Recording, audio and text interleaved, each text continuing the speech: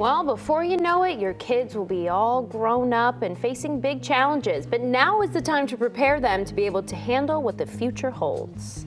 In her new book, Melinda Moyer joins us teaches us how to teach kids to take care of themselves, fight for what they believe in, and handle conflict. The book is called Hello, Cruel World: Science-Based Strategies for Raising Terrific Kids in Terrifying Times. And Melinda joins us now. Good morning.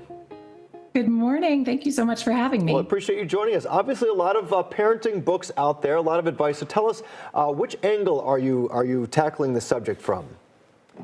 So there is so much fear, so much anxiety among parents right now. It's, essentially at an all-time high about all the changes going on. It just feels like there's so much rapid change right now with digital technology, with climate change, with polarization, just a lot of stuff going on. And so what I wanted to do is I wanted to provide parents with a kind of science-based toolkit to help them learn what they can do to ensure that their kids have the chance to develop the skills they really need to survive in a rapidly changing and somewhat challenging world. You have a few main points in your book. One of them, prepare more than you protect. Kind of elaborate on that. Yes. So I think a lot of times, and I'm a parent too, we think that our job as parents is to ensure that our kids are happy all the time, ensure they're comfortable all the time. But what the research actually suggests is that it's really important for kids to feel, bad feelings, in a safe environment, to feel frustrated, to feel disappointed, to feel failure, to feel discomfort, because it is in feeling those feelings that they, start to understand them, and they learn over time how to manage them. And they also learn other skills. When you're frustrated, that's when you have to learn and practice your problem solving skills, and maybe some empathy if you're in conflict with others, self-compassion. So we really actually have to let our kids experience difficult things in order to ensure that they can succeed throughout their lives. Right. And so your book is science-based strategies. How can you elaborate a little bit more on what makes your strategies science-based?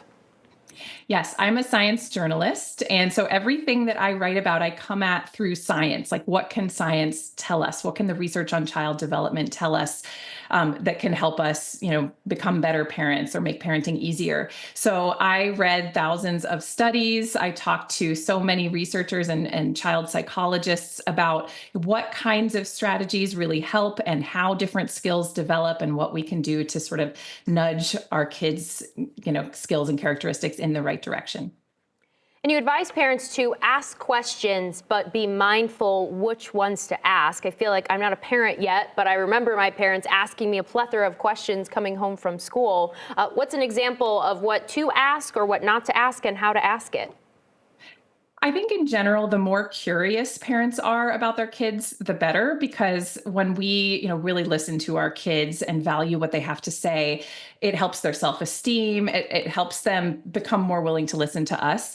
But I also think that we communicate a lot about our values through the types of questions we ask. So if your kid walks in the door and the first thing you say is, "How did your math test go?"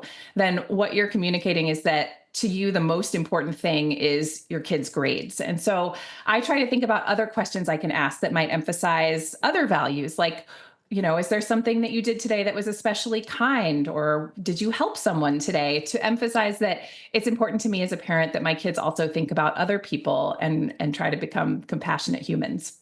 Oh, that's really good advice. I'm guilty of the math question. Oh, yeah. Out of the gate here. Because you helped with half the homework, right? That's very true. I wanted to ask you, so many parents are dealing with the relationship that their children are having with screen time and with their phones and with social media. So how do you address some of those we'll call it digital strategies? Yeah, that's a very big chapter in my book because it is complicated.